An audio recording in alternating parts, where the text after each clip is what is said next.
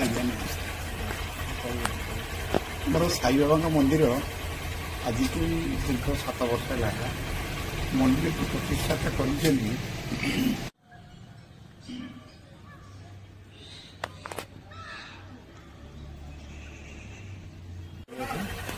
ଆଜ୍ଞା ନମସ୍କାର। ଆମର ସାଇବାବାଙ୍କ ମନ୍ଦିର ଆଜିକୁ ଦୀର୍ଘ 7 ବର୍ଷ ହେଲା ମନ୍ଦିରକୁ ପ୍ରତିଷ୍ଠାତା କରିଛନ୍ତି ପ୍ରତିଷ୍ଠିତ ଶିଳ୍ପପତି ସୁନିରଞ୍ଜନ ସାମଲ ଏବଂ ତାଙ୍କର ମ୍ୟାଡ଼ାମ ହେଉଛନ୍ତି, ତାଙ୍କ ନାଁ ହେଉଛନ୍ତି ଅର୍ଚ୍ଚନା ସାମଲ। ତାଙ୍କର ଆଗରୁ ଉଦ୍ଦେଶ୍ୟ ଥିଲା ଏବଂ ତାଙ୍କ ବାପାଙ୍କର ଗୋଟିଏ ସଂକଳ୍ପ ଥିଲା ଯେ ମୋ ଗାଁରେ ମୋ ପୀଠରେ ମୁଁ ଗୋଟେ ସାଇ ମନ୍ଦିର କରିବି, ଶିରିଡ଼ି ସାଇ ମନ୍ଦିରଟି ପ୍ରତିଷ୍ଠା କରିବି, ଯାହାଫଳରେ ହଜାର ହଜାର ଲୋକମାନେ ଦେଖିବେ, ଉପକୃତ ହେବେ।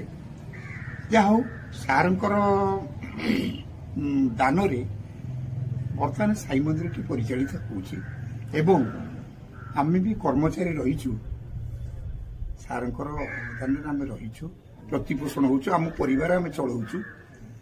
ଆମର ବାର୍ଷିକ ଉତ୍ସବ ହୁଏ, ବିନା ପ୍ରଚାରରେ ଲକ୍ଷ ଲକ୍ଷ ଭକ୍ତମାନେ ଆସନ୍ତି ବାବାଙ୍କ ପାଖକୁ। ଏମିତି ଡେଲି ବାଇ ଡେଲି ମହୋତ୍ସବ ଚାଲି ରହିଛି ବାବାଙ୍କର,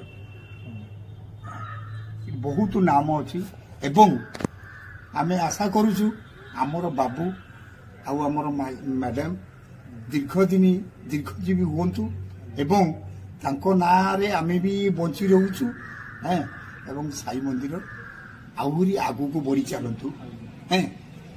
ବାବାଙ୍କର ଗୋଟିଏ ବାଣୀ ଅଛି, ହେ ସାଇ ବାବା କେତେ ଭଙ୍ଗା ଘର ସଜାଡ଼ିଛ ତୁମେ, ପାଣିରେ ଦୀପ ଜାଳିଛ, ବାଲି ବିଲ ମାଟି ତୀର୍ଥ ସ୍ଥାନ କରି କେତେ ଲୀଳା ଲଗାଉଛ।